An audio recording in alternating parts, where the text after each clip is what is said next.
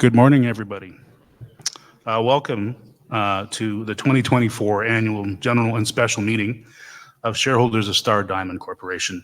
My name is Ewan Mason. I'm the Chair, President, and CEO of the corporation. And in accordance with the bylaws of the corporation, I will assume the position of Chair for this meeting. We have quite a contingent of people joining us virtually, as well as you people in person, so I appreciate you all coming out. I'd like to introduce a few people in the audience today, but I would like to say that most of our directors didn't make the journey today for cost savings reasons, and they are online. That would be Larry Phillips and Marilyn Spink. Lisa Riley's here in town on other business, so she's joining us in person today. But in terms of staff here, we have the lovable George Reed sitting right up front here. You probably all know him. Mark Schimmel, VP Exploration, right there. And we have also with us today Rick Johnson, Chief Financial Officer. Rick, where are you? Okay, Nelson Caroon, Diamond Specialist Extraordinaire, as well as Deb Bennett, I believe, who keeps track of everything for us. Thank you, Deb. And of course, without Val, we know wherever Val is. Thanks, Val, for putting this all together. So in addition, we have John Pringle of McKercher LLP, who will be acting today as legal counsel to us at the corporation, making sure everything's in hand. I propose to deal with the formal aspects of the meeting now, following which management will speak on the activities and the outlook for Star Diamond Corporation. And it is worthy of note that this is the first time in years that we're having an annual meeting where we own 100% of this asset and are not in litigation or negotiations with Rio Tinto. So it truly is a hallmark meeting. I would like to remind everyone that only persons at this meeting who are entitled to be present to move or to second resolutions, to speak or ask questions, or to vote on resolutions are registered shareholders whose shares are held in their own name and not in brokerage account, or persons who have been duly appointed as proxy holders and have registered with the scrutineers. If anyone present holds proxies that have not been filed, please present them now to Bart at the back. I note that there are a number of people present who are not registered shareholders or duly appointed proxy holders. Unless someone objects to the presence of these guests, they will be allowed to attend, but must refrain from speaking or voting on the formal resolutions. You can say what you like during the presentation by the team. Are there any objections to the presence of these guests? No objections. In order to ensure that the meeting covers the required business in an efficient manner, it has been prearranged with the designated registered shareholders and proxy holders to move and second the motions of business. This is not intended to discourage or any comments or questions from other registered shareholders or proxy holders. Unless a ballot is requested by a shareholder, proxy holder, or the chair, I ask that when a vote is requested, shareholders do so by a show of hands. That makes things a little faster. The annual general and special meeting of Star Diamond Corporation will now come to order. With the consent of this meeting, I will ask John Pringle of McKercher to act as secretary of this meeting. The first item of business will be the appointment of a scrutineer to report on the shareholders present in person and the number of shares represented in person or by proxy at this meeting, and to compute the votes on any poll taken. With the consent of the meeting, I will now ask Bart Wingerak of Odyssey Trust to act as the scrutineer. I have received a declaration as to the mailing prepared by Odyssey Trust, indicating that the common shareholders of record at the close of business on April 1st, 2024, were mailed the notice calling this meeting on April 16th, 2024. I instruct the secretary to keep a copy of the notice of the meeting with the proof of service with the minutes of this meeting. Will the secretary of the meeting explain the quorum requirements, please? Under the bylaws of the corporation, we'll have a quorum if persons present holding not less than 5% of the shares entitled to vote at the meeting. Mr. Chairman, the scrutineer's report indicates that there are 9 shareholders present in person or represented by proxy, representing 241,406,236 shares, which is 40+%. As a result, I declare that a representative quorum of the shareholders is present, and we have the duly constituted business. Thank you. I now declare that the meeting has been regularly called and is properly constituted for the transaction of today's business. I now present to the meeting the audited financial statements of the corporation for the year ended December 31st, 2023, together with the report of the auditors thereon. I will not ask shareholders to approve the financial statements. However, I would be pleased to deal with any relevant questions concerning the statements following the meeting. We will now proceed with the election of directors. The board has determined that 4 directors are to be elected in accordance with the corporation's bylaws. The deadline for submitting director nominations was April 16th, 2024. At the close of nominations, the following individuals were nominated as directors of the corporation for the ensuing year or until their successors are elected or appointed. Ewan Mason, that's me, Lisa Riley, Larry Phillips, and Marilyn Spink. As no additional nominations were received in accordance with the advance notice provisions of the corporation's bylaws, no additional nominees for election of the board will be considered. I am advised by the scrutineer that the total number of votes represented in the meeting by proxy voting in favor of the motions to elect each of Ewan Mason, Lisa Riley, Larry Phillips, and Marilyn Spink exceeds the aggregate of the total number of votes represented at the meeting by proxy voting against such motions, and the total number of votes represented at the meeting in person. As a result, the decision of the meeting will be in favor of the motions to elect each of the individuals, and unless a shareholder or proxy holder demands a ballot, I propose to conduct a vote by a show of hands. Proceeding by a show of hands, may I now have a motion to elect Mr. Ewan Mason to hold office until the next annual general meeting or until his successor is elected or appointed, subject to the provision of the corporation's articles.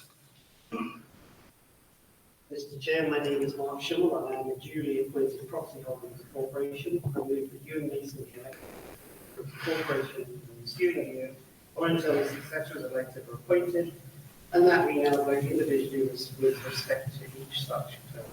Thank you, Mark. Mr. Chair, I second the motion. Thank you, Debbie. Would all those in favor so signify by raising the right hand?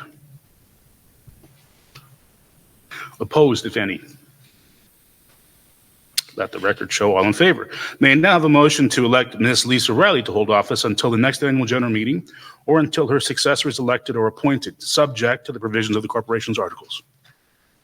Mr. Chair, my name is Mark Schimmel and I am a duly appointed proxy holder of the corporation. I move that Lisa Riley be elected as director of the corporation in the ensuing year or until her successor is elected or appointed, and that we now vote individually with respect to such person. Chair, I second the motion. Thanks, Mark and Deb. Would all those in favor so signify by raising their right hand? Opposed, if any? Great, let the record show that Lisa's on the board. May I now have a motion to elect Mr. Larry Phillips to hold office until the next annual general meeting or until his successor is elected or appointed, subject to the provisions of the corporation's articles. Mr. Chair, my name is Mark Schimmel and I'm a duly appointed corporation. I move that Larry Phillips be elected director of the corporation until the successor is elected or appointed, and that we now vote individually with respect to each side. Chair, I second the motion. Thank you, folks. Would all in favor so signify by raising their right hand? Opposed, if any? Great. Welcome back, Larry. May I now have a motion to elect Ms. Marilyn Spink to hold office until the next annual general meeting or until her successor is elected or appointed, subject to the provisions of the corporation's articles. Mr. Chair, my name is Mark Schimmel and I'm a duly appointed proxy holder of the corporation. I move that Marilyn Spink be elected as director of the corporation until her successor is elected or appointed, and that we now vote individually with respect to each such person. Thanks. Mr. Chair, I second the motion. Thanks, Deb. Would all those in favor so signify by raising their right hand? Opposed, if any? Great. Welcome back, Marilyn. I declare that Ewan Mason, Lisa Riley, Larry Phillips, and Marilyn Spink be elected as directors of the corporation to take office immediately following the meeting and to serve until the next annual general meeting. Thank you all. The next item of business is the appointment of auditors, and I will ask for a motion in that regard. Mr. Chair, I nominate KPMG special accountants for appointment as the auditors of the corporation to hold office until the next annual general meeting of the shareholders at such remuneration as may be determined by the board of directors. Thanks. Chair, I second the motion. Thanks, Deb. The motion is now open for discussion, if any. I declare the motion carried. The final voting totals for the auditor appointment will be available in the press release to be issued by the corporation. The next item of business is the resolution to approve the continuation and reconfirmation of the corporation's stock option plan. And may I ask for a motion in that regard? Mr. Chair, I move that the resolution pertaining to the approval of the continuation and reconfirmation of the corporation's stock option plan dated in April 16, 2024 circular be approved. Thank you. Mr. Chair, I second the motion. The motion is now open for discussion. Anyone has any comments? No comments. I declare the motion carried. The final voting totals for the confirmation and reconfirmation of the stock option plan will be available in the press release to be issued by the corporation. The next item of business is the resolution to approve the continuation and reconfirmation of the corporation's restricted share unit and performance share unit plan, also referred to as the unit plan. I ask for a motion in that regard. Mr. Chair, I move that the resolution pertaining to the approval of the continuation and reconfirmation of the corporation's restricted share unit, performance share unit, as stated in the April 2024 information circular be approved. Thank you. Mr. Chair, I second the motion. Thank you. The motion is now open for any discussion.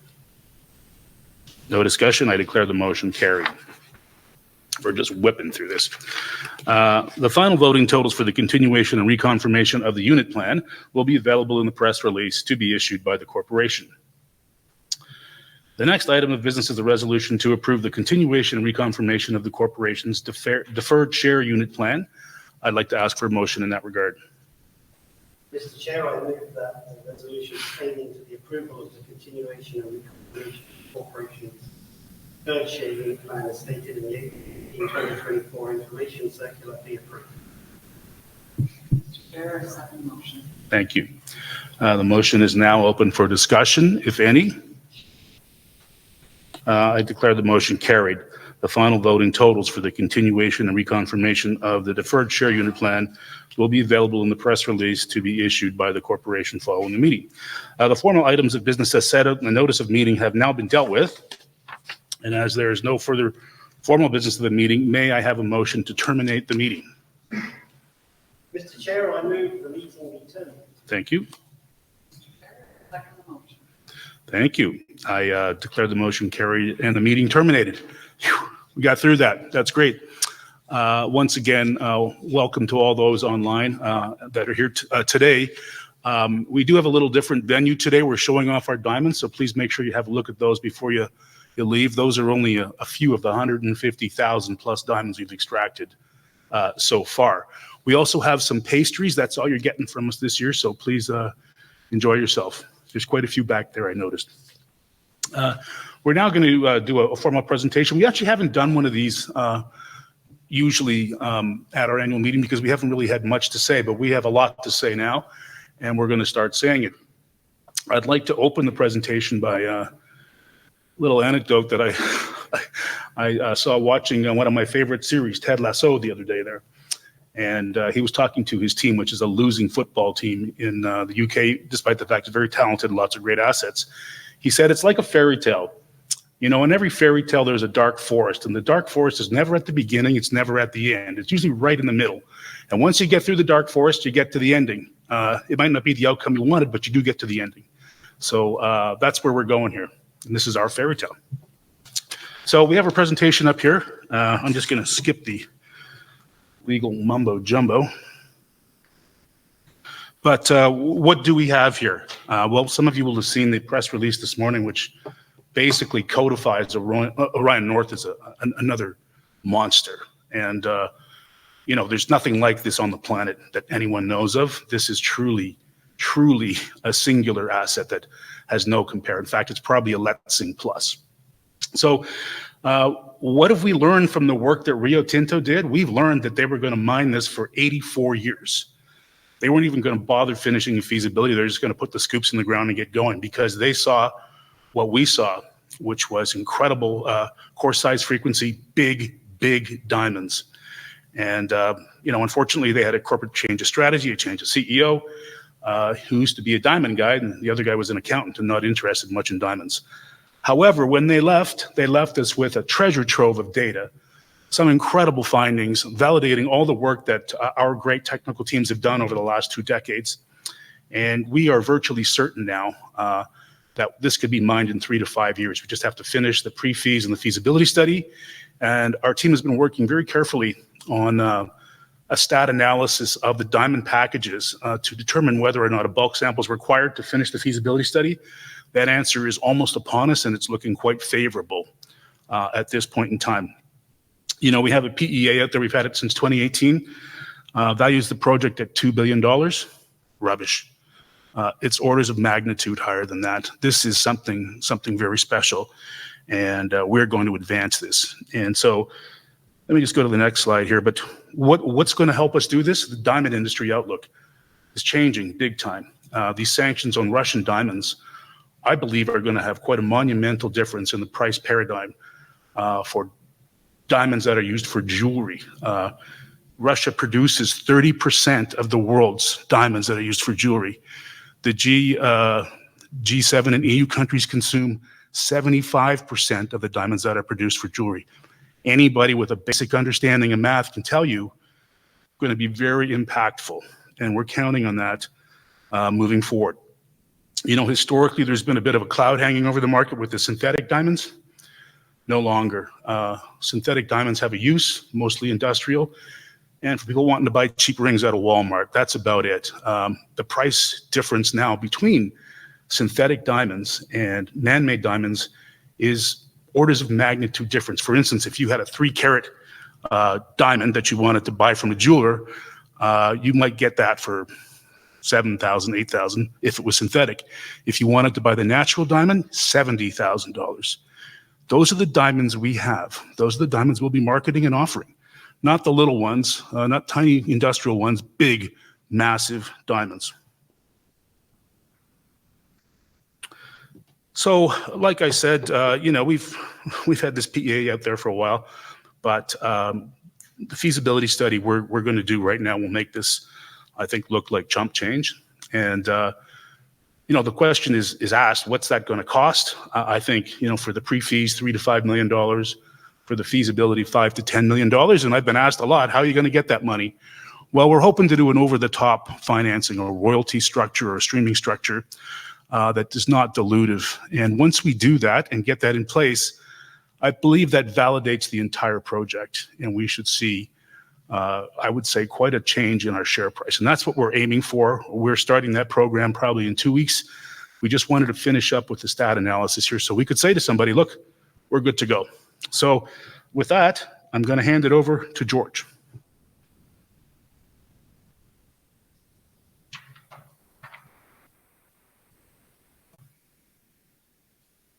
Thank you, Ewan, and good to see you here and be back on this podium talking to you about the project, which I've done for a long time. Very extensive evaluation and permitting has been completed. I don't need to labor the point. I think most of you here have been around a long time and are fully aware of that. Rio Tinto put a lot of effort into the project, and they did some very successful sampling. We'll talk about that in a moment. They spent a lot of money. They left us with some valuable equipment. The bulk sample plant is a state-of-the-art piece of equipment, and the trench cutter drill can certainly be used should somebody want to evaluate Ryan North in the future. So remembering from the past, De Beers was extensively involved. De Beers is becoming probably a new player in the game as being spun out from Anglo American, and certainly they were involved in the past and we acquired their shareholding. Newmont is still an equity holder with 11.8%, and Rio Tinto is now the most significant equity holder with 19.9%. So very much still keeping an eye on the play as it proceeds. We've spoken about these subjects before, the coarse size frequency distribution and the comparison to both Karowe in blue and Letseng in green, and lo and behold, Star in red lies right in between them. Those are two very unique kimberlites that produce diamonds that are on over 100 carats, more or less on a monthly basis. And so they produce very, very good diamonds, and we anticipate seeing those large stones as a driver of our economics in the future. Certainly, Letseng has the most fantastic diamond price. The dollar per carat value for Letseng sits up above $2,000 a carat. And Karowe is now at something like 700, having been about 150 when they started production. So certainly, as they've produced these big stones, the prices have gone up. We have also got, as I said, this very good advantage of the participation by Rio Tinto. The plant is left behind.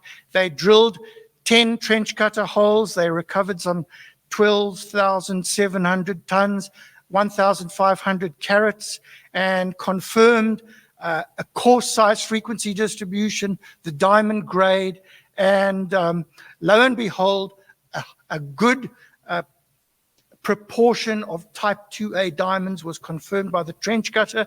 As you can see at the bottom of that slide, some very valuable stones were recovered during that program, up to a 16 or almost 17 carat stone that was worth $110,000. So very, very attractive goods were recovered by that program. But one of the most interesting parts of that program that's really benefiting us now is that they did very, very careful recovery of the smaller diamonds, because lo and behold, it's not just the big ones, but at the small end of the diamond size frequency distribution, the 1s, 3s, and 5s, as they're called in the Diamond Trading Company screen sizes from set up long ago, are diamonds that are usually about $5 to $10 a carat. However, lo and behold, in the case of Star, they run between $30 and $50 a carat, which is a whole lot more, and in some cases even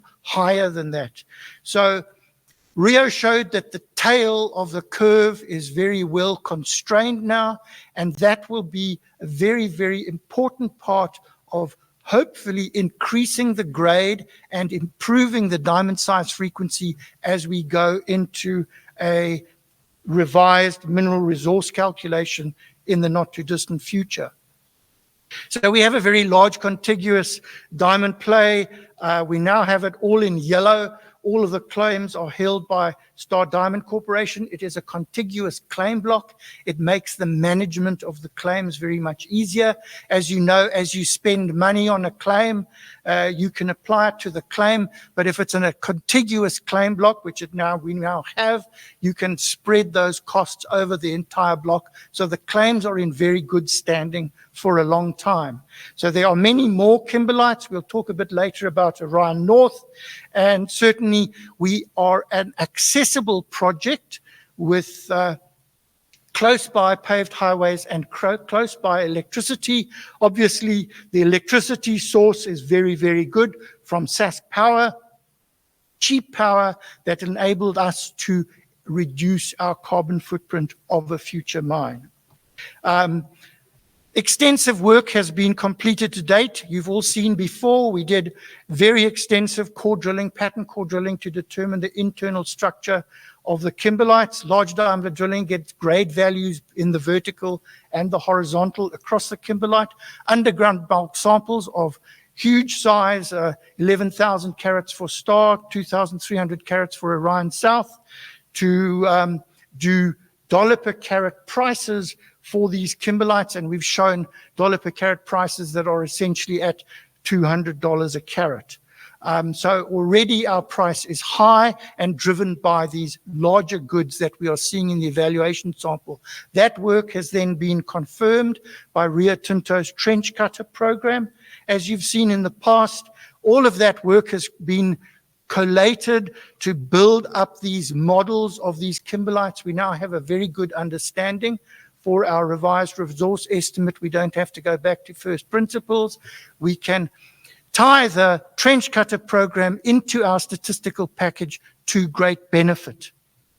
If we go on to look just at the preliminary economic assessment, which we've spoken about before, 66 million carats over 38-year mine life, 34 years of that being essentially production. Base case is $2 billion of NPV, 19% IRR, 3.4 years of payback. Once a project of this magnitude gets going, it generates money very quickly. And 470 million tons taken out of the ground, processed at a rate of 45,000 tons per day. Pre-production capital cost of 1.4 billion and a life of mine capex of 1.87. Those numbers will probably go up with the PFS, but we believe that the diamond price and the diamond grade will take care of that.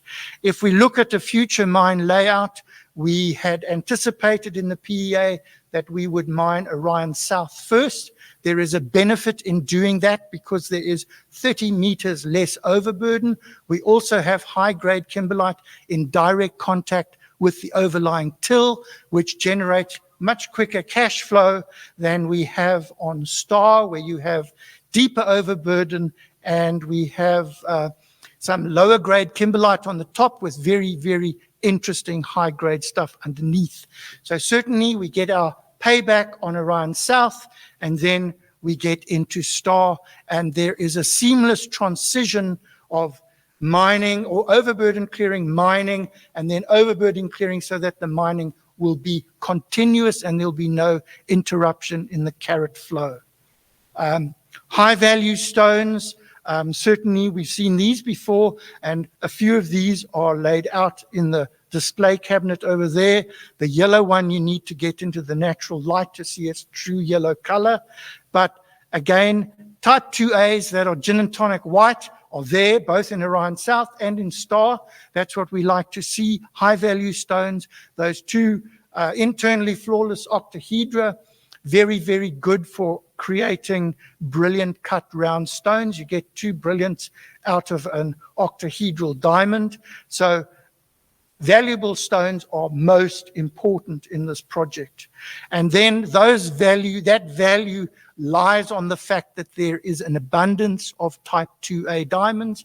As we've seen before, Letseng has 29% of a certain size fraction that is type 2A. Ours is 26% for Star overall, and some 13% overall for Orion South, both of which are very elevated because in natural diamond systems and most kimberlites, that number is less than 2%. So type 2A diamonds, and I should emphasize that virtually all of the record diamonds over 100 carats are type 2A. So when you watched the coronation not that long ago of King Charles, you saw the scepter and the crown, and though it's Cullinan 1 and Cullinan 2, both of which are type 2A stones from the 3,106 carat Cullinan diamond found in South Africa in 1906. So that's what we're hoping for in our future. And then we get to Orion North, which we had a press release out this morning. As we've said, that there are some in our target for future exploration. We have defined that there are over 500 million tons of diamond-bearing kimberlite. That's not a resource value yet, but I believe that it will become that in the future. It has a coarse size frequency distribution, and there is an anomalously high proportion of type 2A. And lo and behold, in today's news release, we separate the two units that make up that 52%, and we see the one has about 41% and the other one has 63% in today's news release. And so that is unheard of. That is very unusual. And as Ewan suggested in his opening remarks, that is like Letseng on steroids. So, but also with an enormous volume of ore. So there's something really attractive at Orion North, hopefully for an incoming party to evaluate and really get a mine going that will last for decades and decades. The way forward, we've done a lot of work which is very beneficial to us. We can build on that work. We don't have to reinvent the wheel. The geological model is defined. The revised mineral resource is underway.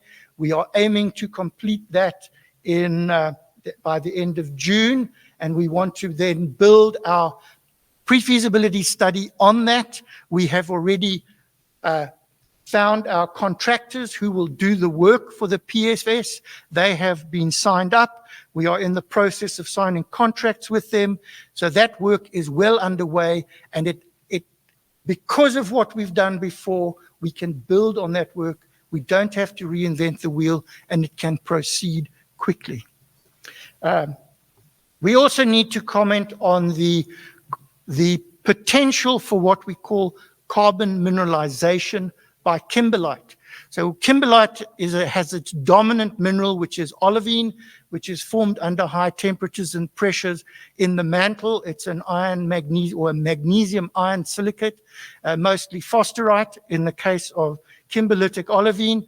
And when it comes to surface, it is at unstable atmospheric temperatures and pressures, and it breaks down quite easily to a mineral called lizardite, which is part of the serpentine group, just to throw out a whole lot of terms that you've got to remember.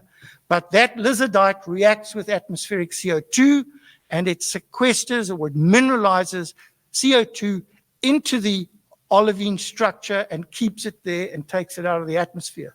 So we are working very closely with academics at the University of Alberta, obviously in Alberta, and in Trent University in Ontario, to try to benefit from these opportunities with olivine, so that we are going to be generating about 20,000 tons of processed olivine per day on the project from our fines that would normally go onto a waste pile.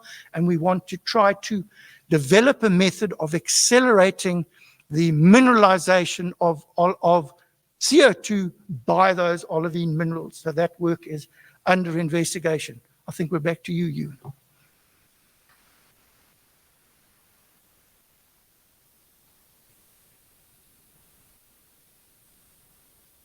Thanks, George. Truly a stunning project in my mind. And I recall back in March of 2022 when we had the final, or next to final, Rio Tinto joint venture meeting.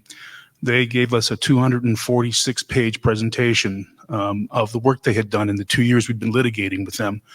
And they did some fantastic work. And one of the things that's always stuck in my mind was their description of taking a 200,000-ton sample.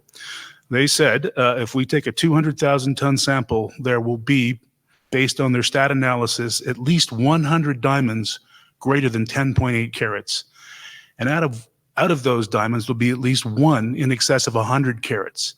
We're talking millions and millions and millions of dollars of diamonds in 5 days of mining, because we're going to be mining at 47,000 tons per day, according to the PEA. That's just how rich this project truly is. And so we've got a massive undertaking underway. This is a massive project to develop, and it really can't be done without partnership with Indigenous and local communities, and nor should it be.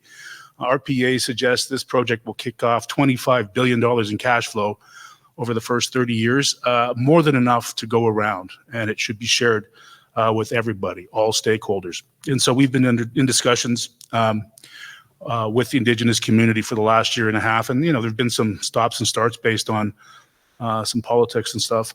But the mission is clear. We are going to partner with Indigenous communities, not just locally, but across the province and perhaps across the country, to build this mine.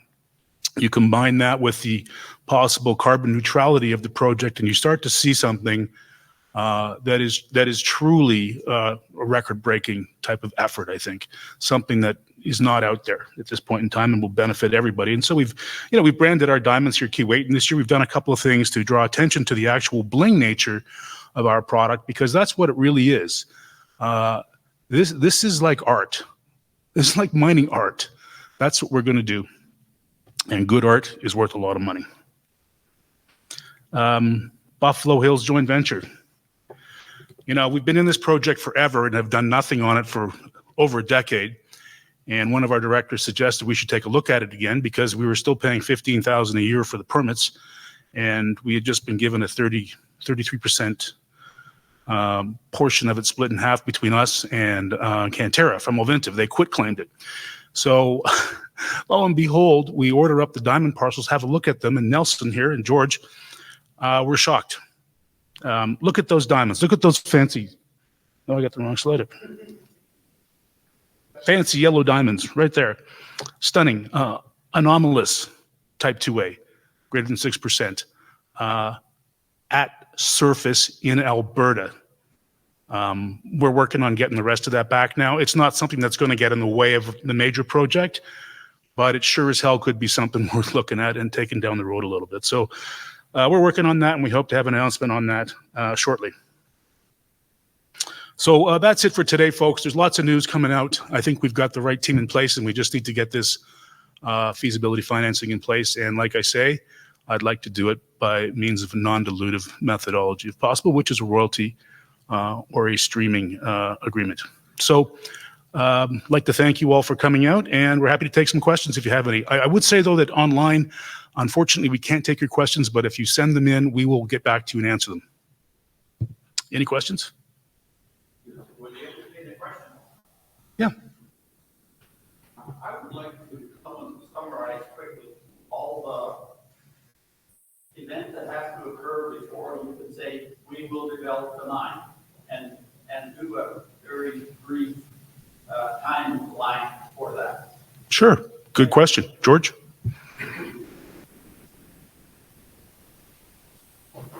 So in order to get a mining lease to proceed with production, you have to produce a complete feasibility study, and that is done at a high resolution. There is a lot of information that has to go in there. In order to do a feasibility study, you have to do a pre-feasibility study, which is done at a lower resolution, and it would make recommendations for additional work that has to be done in the FS.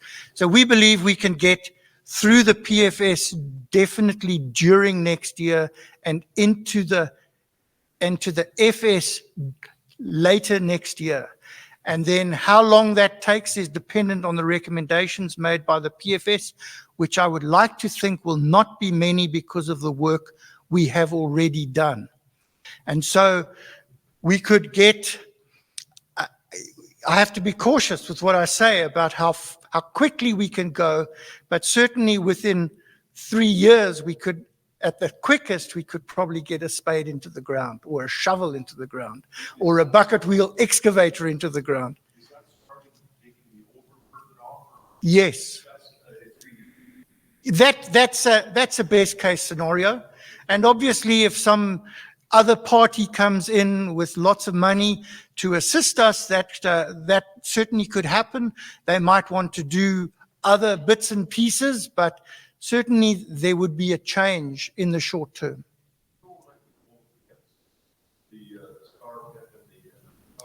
Orion South, yes. Absolutely, yes. Yeah, so that's all been in the PEA. We did detailed work on that. Obviously, that's taken up a notch in the next go around. That was 6 years ago. Prices have changed. We need to do that. We have, as part of our vendors or the people, the contractors that we're using, will be talking to Tacroft, who make the bucket wheel excavators, to ensure that our costs are accurate for that work. We do, yes. We do. I won't tell you the number now. I don't have it in my head, but we know the number. Yes. Mark, can we say the tonnage for that has to come off over the top?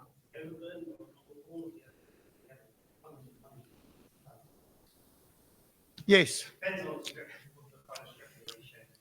Yeah, obviously we are in the process of working at steepening the slopes.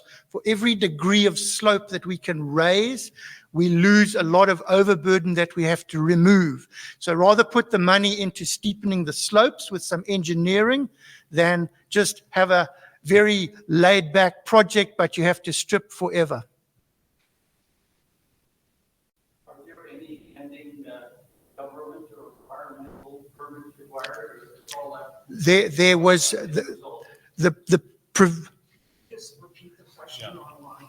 Okay, so the question is, are there additional permits required to go into production? The answer is yes. But we must remember that after the feasibility study in 2011, both the federal government in 2014 approved that EIS, so that's a big step forward. The provincial government approved it. It had a 5-year mine life, which expired in November last year. And so we need to update the provincial EIS.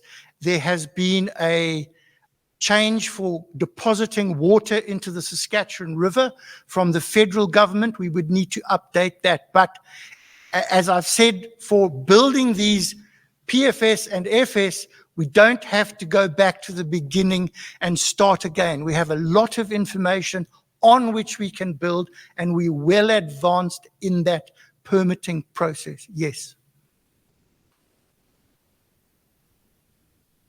Thank you, George. It's also worth noting that the province has been very helpful in moving this along. We transferred all these properties again back from Rio to us, and we did it in record time, and there was no environmental work of any note required to do that. So I think it bodes well for the future. And, Minister Reiter has been gone on record as saying he fully supports this project.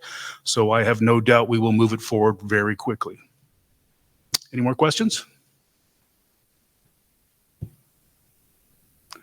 Okay, thanks very much, everybody. Take a look at the diamonds and grab the pastry, and to those online, thank you for joining us as well.